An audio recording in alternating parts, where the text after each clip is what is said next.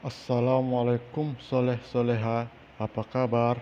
Nah, kali ini kita pelajari tema 3, subtema 1, pembelajaran 1, peduli terhadap makhluk hidup. Nah, sebelum melanjutkan ke materi, alangkah baiknya kalau kita berdoa terlebih dahulu. Berdoa dimulai. Selesai. Nah, pembahasan kali ini yaitu persiapan wawancara. Di sekitar kita terdapat banyak tumbuhan seperti padi, jagung, singkong, dan lain-lain. Tentunya, tumbuhan tersebut memiliki manfaat bagi kehidupan manusia. Baiklah, Soleha, kita pelajari salah satu tanaman yang sangat penting, yaitu padi. Padi adalah tanaman yang sangat penting di Indonesia. Padi menghasilkan beras.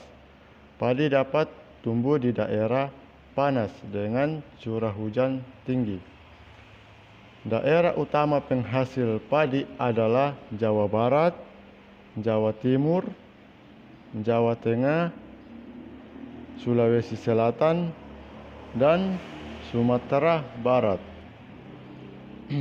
Untuk mengetahui tanaman padi lebih dalam, kalian dapat melakukan wawancara dengan petani, petugas pertanian, atau orang yang bekerja di bidang pertanian. Wawancara adalah tanya jawab dengan seseorang untuk diminta pendapatnya mengenai suatu topik atau objek. Nah, orang yang diwawancarai disebut dengan narasumber, dan orang yang mewawancara dan memberikan pertanyaan disebut pewawancara sendiri. Nah, langkah-langkah yang harus diperhatikan sebelum melakukan wawancara. Pertama, menentukan narasumber sesuai dengan tema wawancara. Kedua, menghubungi narasumber secara langsung atau tidak langsung. Tiga, mempersiapkan daftar pertanyaan sesuai dengan pokok-pokok masalah yang akan ditanyakan. Kita dapat menggunakan kata tanya, apa, di mana, kapan, siapa, mengapa, dan bagaimana. Bisa juga disingkat menjadi Adi Simba. Keempat, mempersiapkan keperluan wawancara, misalnya alat tulis dan alat perekam. Kelima, membuat janji dengan narasumber sebelum melakukan wawancara. Nah, sebelum melakukan wawancara, kamu harus menyusun terlebih dahulu daftar pertanyaan sesuai tema wawancara.